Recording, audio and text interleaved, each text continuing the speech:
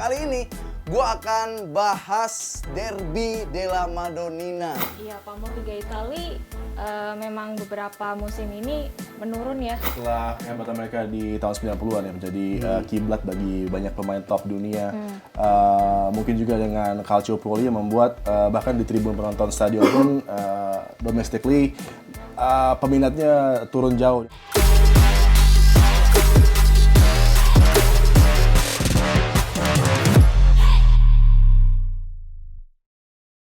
Balik lagi di Kick and Runs, masih bareng gua Afif Safi. Apa kabar teman-teman? Semoga semua dalam keadaan sehat walafiat. Dan gua mau ngingetin, jangan lupa untuk nonton terus Kick and Runs di Run Sport Tainment. Nah, dan di komen, like, dan subscribe. Kali ini gua akan bahas Derby della Madonnina. Nah, ini bareng ada Rizky Melia di sini dan ada Bung Adiani. Wah, ini ensiklopedianya sepak bola. Nah, semua tahu. Ini ratu-ratu FYP ini.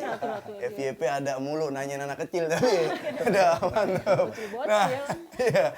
Dan ini Inter akan menjamu AC Milan di hari Sabtu 16 September jam 11 malam. Itu Derby della Madonnina. Kedua tim udah banyak banget ketemu terakhir di Liga Champions ya. Di Liga Champions itu udah ketemu, tapi sebelum kita bahas lebih detail lagi, kita bahas pamor nih. Mungkin pamor Liga Italia. Seperti apa pamor Liga Italia di mata Rizky Melia nih? TikToker, kreator sepak bola. Lu ngelihatnya pamor Liga Italia gimana Kim menurut lu sekarang gitu? Iya, pamor Liga Italia memang beberapa musim ini menurun ya dibanding udah berapa puluh musim sih sebenarnya ya. Oh, lu gara-gara lu di Bundesliga kali, lu bilang itu. Dia kan di Bundesliga nih sekarang nih. Nah, lagi nurun aja ya? Iya, lagi nurun. Apalagi kan beberapa musim terakhir juga juara selalu didominasi oleh Juventus, yang mana kan kita sebagai mungkin penggemar sepak bola yang bukan tertuju jadi fans satu tim, misal Juve atau AC Milan kayak gitu, penggemar casual lah ya, seperti itu kayak terkesan boring aja sih nontonnya gitu kan. Terus juga mereka beberapa musim ini juga ditinggal beberapa pemain bintang seperti Tonali kayak gitu-gitu. Jadi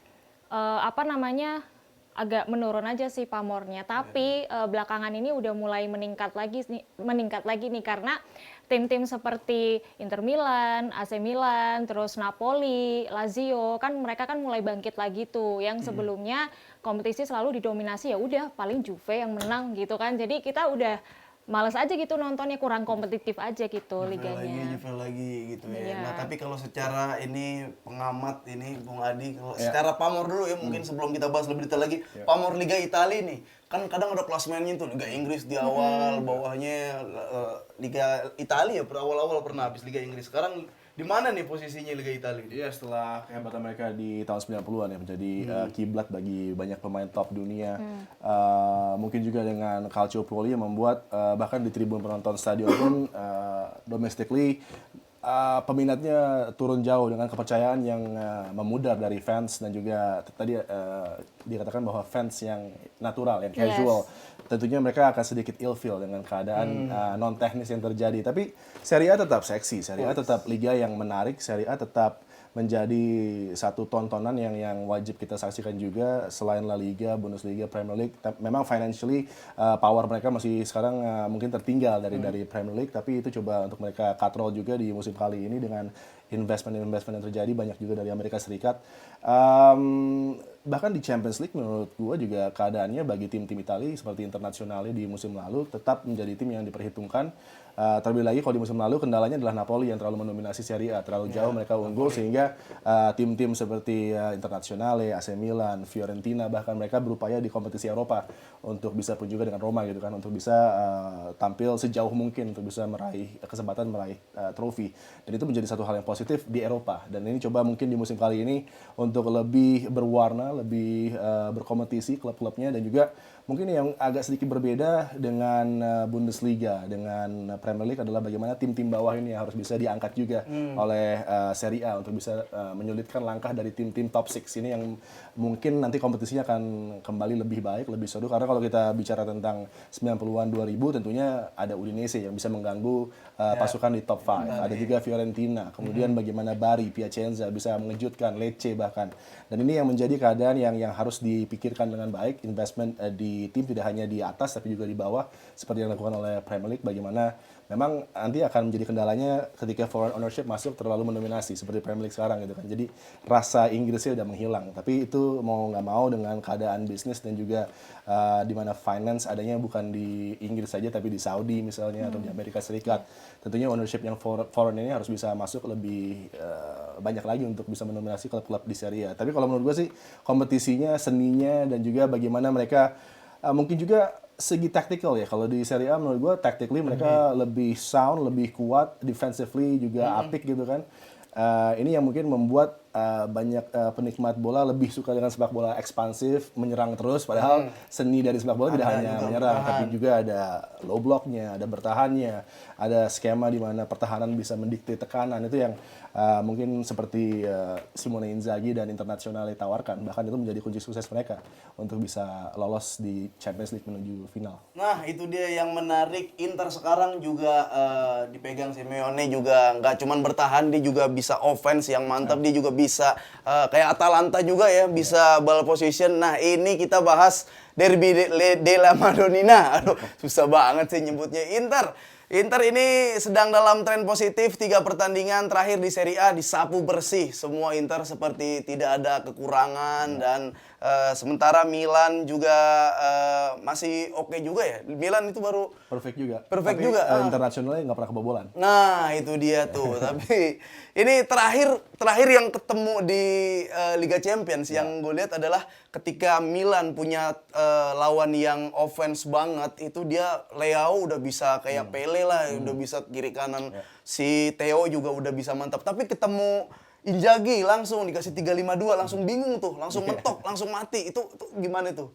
Ngeliatnya nanti. Kalau di cup competition internasionalnya punya reputasi dan pedigree. Di Coppa Italia pun demikian gitu kan, menghadapi Fiorentina kali itu di final dan juga di Champions League menghadapi Man City, mereka hampir menjalankan satu approach tactical yang hampir sempurna untuk bisa merepotkan lawan-lawannya dan mencuri gol on the break. Itu yang menjadi kekuatan dari internasionalnya di Champions League menghadapi 2 leg AC Milan, dua-duanya menang. Tapi kan kalau di Serie A satu perbincangan yang berbeda karena saling berbagi kemenangan gitu kan. Dan juga dari segi tactical dan bagaimana feel-nya dalam sebuah laga Serie A berbeda dengan Champions League. Dan kalau kita melihat ini di awal-awal musim terjadi derby. Tentunya ini keadaan yang agak sedikit menyulitkan ya bagi kedua pelatih untuk bisa apakah akan all out untuk mencari kemenangan atau bermain safe tidak kehilangan poin. Dan kalau gue melihatnya sih ini satu keadaan yang akan diambil secara cerdik oleh Pioli dan Simone Inzaghi untuk berbagi angka karena tidak perlu mengejar kemenangan di awal-awal, terlebih mereka sudah punya satu jarak yang cukup lumayan lah dengan pesaing-pesaing lainnya. Bahkan Juventus pun masih struggling untuk bisa mencari performa yang ideal, pun juga dengan Lazio gitu kan. Dan juga Napoli yang masih struggling juga. Inter berhasil mencetak gol pada babak pertama, menang 8 kali dari 9 pertandingan. Ya itu keunggulan dari tacticalnya Simone Inzaghi karena dia kuat di pertahanan. Ketika satu gol sudah tercipta, maka mereka akan mencoba untuk terus mempertahankan clean sheet agar tidak bobol dan mereka sangat solid sekali di skema yang mereka tawarkan gitu kan. Back three mereka dengan bahkan sekarang De Vrij yang kembali masuk menjadi pilihan utama bersama dengan Bastoni, tapi kuncinya ada di Darmian justru. Nah, pemain yang ada di sisi kanan ya biasanya, tapi dia juga bisa bergerak inverted menjadi penopang di lapangan tengah. Dan ketika dia menjadi extra man di lapangan tengah juga begitu solid untuk menghentikan serangan-serangan transitional dari lawannya ya.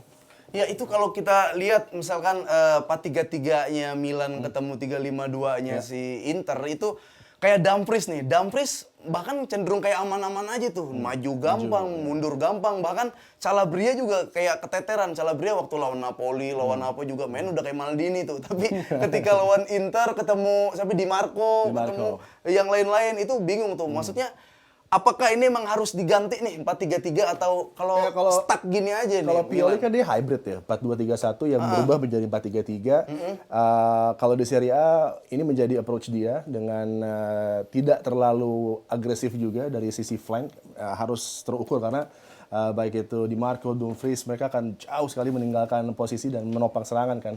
Ya seperti taktikalnya Sintayong gitu kan, dua wingbacknya agresif juga.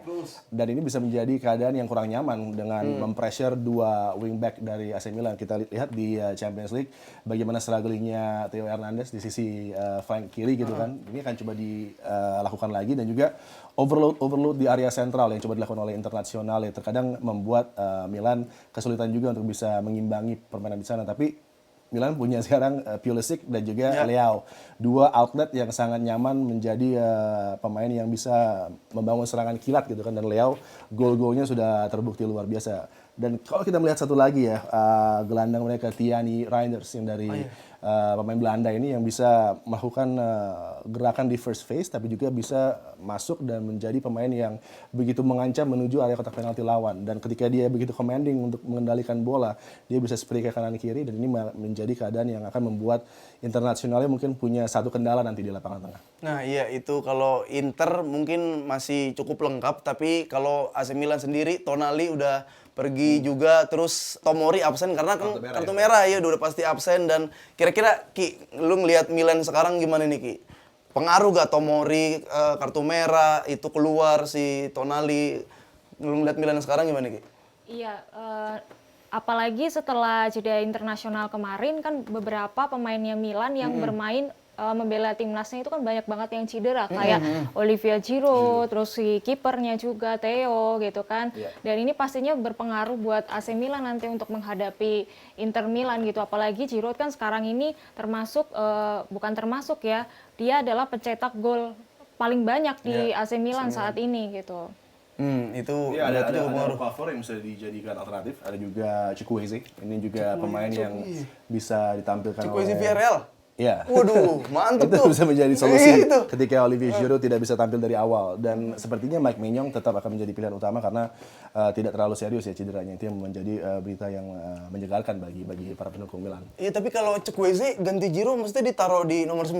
Dia bukan di Dia akan Villarreal. mundur ya, pasti kan dengan gaya false nine. Berarti defense Nggak banget lagi nih. Milan yang defense nih nanti nih. Transisi mereka mengandalkan Transisi. transisi. Karena kan Pulisic juga demikian kan. Oh iya, itu dia. Pengen dapat tanggapan nih tentang pemain-pemain yang pernah berlaga di Liga Inggris. Sekarang dia main di Liga Italia. Ini perkembangannya gimana itu? Ada siapa? Loftus-Cheek, ada Pulisic, Mkhitaryan, Giroud. Ini kan pemain-pemain yang udah ngiter-ngiter itu sekarang berlabuh di Liga Italia. Sejauh ini gimana sih, Bung Adi? Ya semuanya mungkin menikmati perannya saat ini ya karena sesuai kebutuhan dengan Milan mendatangkan Pulisic, mendatangkan Loftus-Cheek juga. Mungkin juga dengan kecepatan permainan di liganya yang sedikit lebih lambat ketimbang di Premier League membuat mereka lebih nyaman seperti Loftus-Cheek yang sekarang menjadi satu kekuatan utama juga bagi AC Milan. Mkhitaryan juga justru sekarang lebih kuat di pertahanan buat timnya ya, tidak seperti misalnya ketika dia di Dortmund dan juga di Manchester United. Ini satu perubahan dengan usia juga semakin menua tapi mereka menunjukkan kedewasaan di lapangan yang luar biasa gitu. Iya, kalau lu ngeliatnya gimana Ki? Pemain-pemain yang udah ngiter-ngiter ke Liga selain Liga Italia terakhir mendarat di Liga Italia turun karir apa gimana itu? Tapi patut dipertanyakan loh, itu kan pemain-pemain buangan Chelsea semua tuh. Buangan Chelsea. Ya kan? Dan malah justru perform di Serie A loh, ayo ya Berarti kan? jangan-jangan Chelsea-nya gitu. Iya, bisa jadi. Iya, ini pemain buang-buangan Chelsea semua. Iya tuh ya. kan, Loftus-Cheek, Pulisic, Giroud. Nah, itu mereka perform itu. Tomori juga. Berarti perform emang semua di istilahnya di Milan. Chelsea aja dibuang gitu ya. Di Italia kepake gitu. Berarti emang Liga Italia yang kurang. Tapi gimana sih itu? Nah, ini tapi tadi yang menarik dari Bung Adiani sedikit bahas tentang Tiani Reinders. Nah, itu dia punya darah Indonesia, Bung Adiani. Iya, Tiani Belanda, Reinders dulu sempat Indonesia. di-approach untuk bisa menjadi pemain yang dinaturalisasi ya. Tapi dia sudah mendapatkan call dari tim nasional senior Belanda dan sudah bermain juga kemarin di international break dan menjadi salah satu pemain yang ada di rotasi dari tim Ronald Koeman sekarang. Jadi tentunya sangat disayangkan dia tidak menjadi kekuatan dari tim Indonesia, tapi memang kualitasnya yang benar-benar sensasional ya. Emang itu tapi masih bisa gak sih kalau udah main kayak gitu? Oh, enggak, udah karena- nggak bakal bisa. Karena sudah bermain untuk kemarin di Oh kualifikasi. iya, udah nggak bisa. Aduh, berarti udah nggak bisa nih. Ada naturalisasi lagi nih. Oke, tapi kita balik lagi ke Derby della Madonnina. Ini 5 pertandingan terakhir dari kedua tim. Nah, ini oh iya benar di semifinal itu 1-0. Terus 2-0, lalu Inter masih menang juga 1-0. Wah, Milan terakhir menang ini 2022, 3-2. Ya. Milan terakhir menang. Gimana tuh Milan terakhir menang Ki 2022? Menurut Milan lo, terakhir menang 2022 bisa gitu. menang kan nih Milan nih kira-kira? Milan, tapi kalau untuk pertandingan besok sih aku lebih unggulkan Inter sih. Berarti emang kalah dong Milan. Berarti kok kira lebih unggulkan Milan. Kalau ngeliat dari statistik gini Bung Adi, pengaruh kan nih sampai pertandingan besok? ada hal yang klise tapi standar ya, karena dalam sebuah derby form dan lain-lain itu udah cerita lampau, dan ini satu lembaran baru lagi kedua tim yang kembali gue sih berpikir tidak akan mau kalah, makanya akan saling membatalkan di lapangan, ya hasil imbang yang menjadi outcome-nya. Outcome yang fair karena ini masih di awal musim ya. Hitung-hitungannya kan mereka akan bunuh-bunuhan di putaran kedua gitu kan. Dan kalau sekarang bisa mengambil 1 poin dari masing-masing pesaing ini, tentunya akan membuat mereka nanti akan lebih ke depannya lebih berbahaya ya, terutama ambisi dari Milan untuk kembali meraih Scudetto. Wah, bisa tuh. Bisa. Ya dengan keadaan Napoli sekarang, Juventus juga, tapi yang menguntungkan buat Juventus mereka tidak berada di Eropa gitu kan. Tapi kendala-kendala dengan Paul Pogba, dengan pemain-pemainnya yang juga mengalami cedera, Juve sepertinya belum bisa berbicara banyak. Tinggal ntar bagaimana Roma, Napoli, Internazionale dan AC Milan bersaing untuk bisa meraih posisi terbaik ya. Iya, Fiorentina merapat udah nggak ada. Gitu kan. Emang yang jago-jago pada pindah nih. Nah, ini kita lihat sejauh ini pemain-pemain penting dari kedua tim. Nah, ini dari Inter ya. Dari Milan. Nah, ini dari Milan ada tadi bener Olivier Giroud, ini pencetak gol terbanyak ya, masih 4 gol. Bawahnya ada Pulisic, Leao ya. Theo juga golin nih, dia nih wingback golin. Nah, ini kalau dari statistik nih cukup variatif ya pemainnya, bukan cuma striker doang ya. Ada Pulisic, ada Theo gitu. Tapi ini kayaknya tahun lalu juga begini ya Milan ya? Ya sama, dan kalau kita melihat dengan adisi tadi Tierney Reinders ini menjadi satu refreshment yang luar biasa di lapangan tengah dari AC Milan, pun juga dengan Loftus-Cheek dengan ide-idenya dia bisa bermain sentral dan juga ke flank gitu kan. Ini membuat lebih nyaman lah apa yang coba diinginkan dibangun oleh Pioli. Tapi yang menjadi kendala dengan Fikayo Tomori yang absen ketika mendapatkan kartu merah, gantinya adalah Simon Kjaer yang juga hampir saja pindah ya di transfer window Januari. Kita belum tahu bagaimana di usia dia yang juga sudah begitu veteran, apakah dia masih mampu di level seperti ini, di pertandingan yang begitu signifikan, dia bisa memberikan penampilan terbaiknya. Tapi kita melihat di sektor depan, dengan Giroud tidak ada, tapi ada Chukwueze, ada juga Okafor, itu yang membuat Milan menjadi satu kekuatan yang sekarang kedalaman skuadnya lebih menakutkan. Iya, itu kebaca banget kalau udah ada Chukwueze buat lari di depan. Dan Noah Okafor juga sama ya. Kemarin Iya. dia tampil di international break juga sangat bagus. Nah, tapi kalau kita lihat ini Ki dari Milan nih Ki, Lautaro Martinez tuh Ki, 5 gol, Marcus Thuram baru ya dia, Dumfries. Oh, ini juga variatif juga, Dumfries golin, Calhanoglu, ngeliatnya gimana lu Ki? Marcus Thuram dah, terutama yang baru tukang tabrak nih. Tukang Prancis. tabrak ya. Kemarin kan di Prancis dia juga ngegolin juga ya. Terus si Dumfries juga kemarin bagus tuh di timnas Belanda. Dia nyumbang 3 assist di 2 pertandingan ya lawan Yunani sama Irlandia gitu ya. Semoga tren positif itu bisa dibawa sih ntar waktu lawan ini Milan. Oh, iya. Berarti Inter Milan sejauh ini kan belum kebobolan ya? Belum kebobolan, ya. Itu gara-gara udah bukan Onana kipernya. Gimana sih, bener dong? Ya, sejauh ini sekian Sommer kan? Masuknya kembali De Vrij sih. Oh, Menurut iya, gue, iya, De De Vrij, Vrij. pemain yang sempat lama cedera juga, dia tidak bisa menemukan formnya di musim lalu, tapi dia menjadi pemain yang kalau menurut gue Acerbi oke, tapi upgrade-nya tentu De Vrij karena dia punya tenaga lebih untuk bisa bergerak menopang baik itu Darmian ataupun juga Bastoni gitu. Iya, iya. Kita melihat Bastoni salah satu back terbaik di Serie A yang sekarang beredar, dan ini menjadi kekuatan dari Internazionale.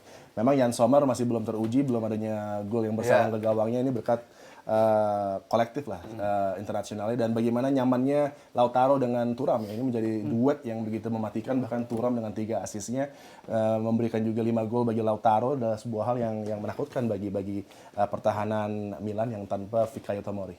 Itu dia, kalau Jan Sommer belum kebobolan kita kasih Munchen Gladbach aja kali ya.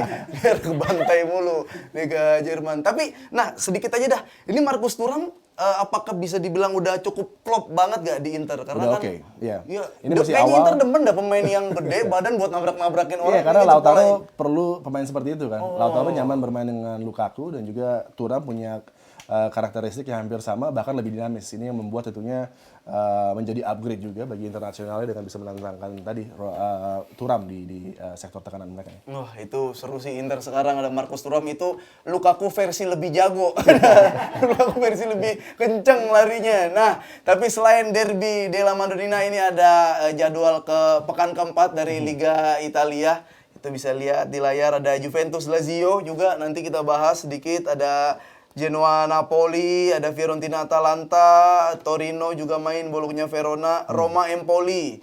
Nah, ini kalau kayak Fiorentina, Atalanta gitu itu masih bisa ini lagi gak? Minimal merepotkan lah atau bisa jangan-jangan di 1-2 nih untuk skuad yang sekarang. Kalau ya, untuk Fiorentina tentunya mereka punya stok yang masih oke. Amrabat memang keluar itu menjadi satu kehilangan yang sulit untuk bisa digantikan dalam waktu cepat.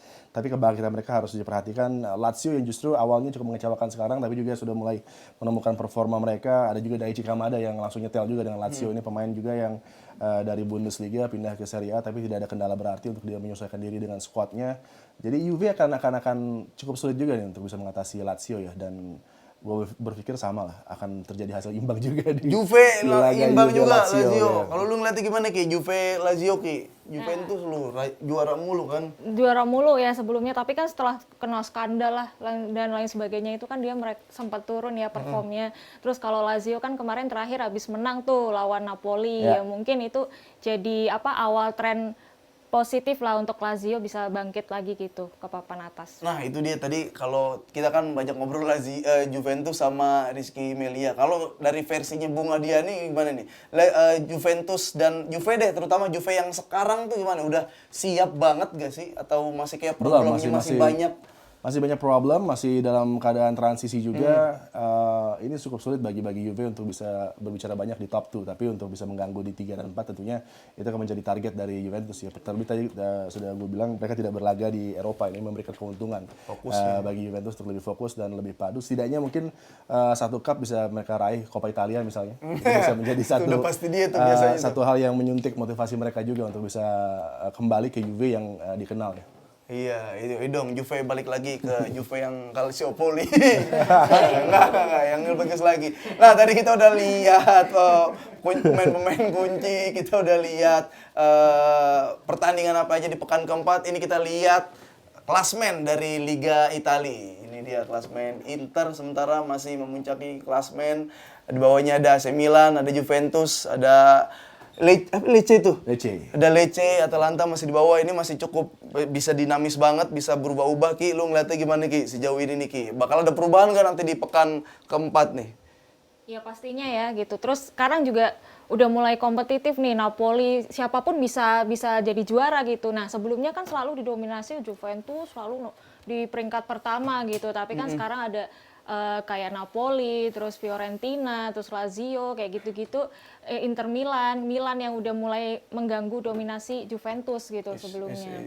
Ini Om gimana? Ada underdog atau ya udahlah ini baru pekan ketiga kok gitu kan masih. Ya, tadi yang cukup imbang-imbang. menyegarkan ada Verona, ada Lecce. Lecce terutama menjadi tim yang begitu mengejutkan ya. Kita berharap bisa terus konsisten, dan biasanya tim-tim slow starter seperti Sassuolo dan juga Lazio ini di putaran kedua justru akan bisa melonjak naik di peringkat gitu kan. Dan ini keadaan yang begitu menyegarkan yang kembali ke era 90-an di mana tim-tim seperti Bologna juga menjadi kekuatan yang perlu diperhitungkan oleh tim-tim besar di top 4 ya. Iya, tapi tadi kalau kita lihat itu di peringkat 18 ada AS Roma tuh, AS Roma Jose Mourinho. Itu gimana tuh? Mungkin lampu kuning nggak buat awal-awal peringkat 18? Yang harus diperhatikan oleh manajemen Roma adalah ya biasa tendensi dari Jose di musim berapa nih? Musim ketiga ya. Ya, biasanya menjadi penyakit dia untuk bisa gitu ya? Keluar. 1-2 dapat dapat apa kemarin dapat apa tuh? Trofi Roma. Oh enggak, bukan. West Ham kadang dapat. Oh iya. Enggak, sebelumnya Roma. Oh Roma, iya. Ini berarti ketiga goyang nih. Biasanya, dan biasanya dia mencoba untuk mencari exit kan. Tapi kita berharap sih dia tetap berada untuk Roma ya. Karena apa yang dia berikan ketika dia di sana sudah membuat Roma juga hidup kembali gitu kan. Menjadi tim yang diperhitungkan lagi tidak hanya di Serie A tapi juga di Eropa. Memang startnya masih belum meyakinkan. Tapi mungkin mereka menjadi bagian dari tim-tim slow starter yang nanti di match week ke-8, 9, 10 baru akan tampil lebih baik lah. Udinese juga masih di bawah kan? Iya, ada Udinese juga. Dan Salernitana. Iya, itu dia. Makanya jangan buru-buru parkir bus, Roma. Golin dulu. Mourinho buru-buru parkir bus sih. Nah, ini kita lihat dulu top skor dari Liga Italia. Pasti ada Lautaro Martinez di atas, Oliver Giroud, ada Osimhen. Osimhen galak juga ini. Ini bakal konsisten gak nih? Ki, lu ngeliatin nih Ki, Lautaro tuh Argentina. Oliver Giroud. Iya, Prancis. masih jadi andalan ya di Inter ya, Lautaro ya. Ini pasti masih bisa berubah-berubah lagi sih. Ini kan masih awal musim juga gitu kan. Belum main bareng tuh. Udah main bareng belum sih? Oliver Giroud sama Chukwueze? Belum. Wah, tapi Lautaro Martinez sudah bisa dibilang nyetel nih sama Marcus Thuram. Lautaro ya. Wah, ada kemungkinan. Dan Inter punya Davide Fratesi juga ya, yang off the bench. Karena kan dalam 3 pertandingan sebelumnya, Internazionale dan Milan tidak pernah mengganti starting lineup nih. Tapi Fratesi selalu tampil impresif di international break, termasuk kemarin dengan Italianya. Ini juga satu pemain yang harus diperhatikan dan kembali menjadi kenyamanan bagi Simone Inzaghi karena off the bench ada bintang seperti dirinya. Wah, itu dia top skor juga udah kita tahu sedikit aja. Prediksi udah tadi kelulung lihatnya Bung Adi seri nih imbang pengennya. Imbang Rizky Melia nih. Internasional. Lu kan kalau misalkan habis prediksi ditaruh di feed lu tuh biasanya tuh. Terus banyak yang nonton. Berapa ini Inter skor? Inter skor berapa ya? Wis. 2-0 lah untuk Inter. Masih belum kebobolan sampai pekan keempat. Iya, Gila. karena dia belum kebobolan kan sampai Lanjut sekarang kan. ya. Iya. Lanjut, itu dia tadi dari Bung Adiani dan dari Rizky Melia. Boleh juga buat Transport Mania yang mau prediksi di kolom komen ya yang banyak, dan jangan lupa juga di share video ini, dan masih banyak yang seru lagi di Kick and Runs, makanya nonton terus Kick and Runs.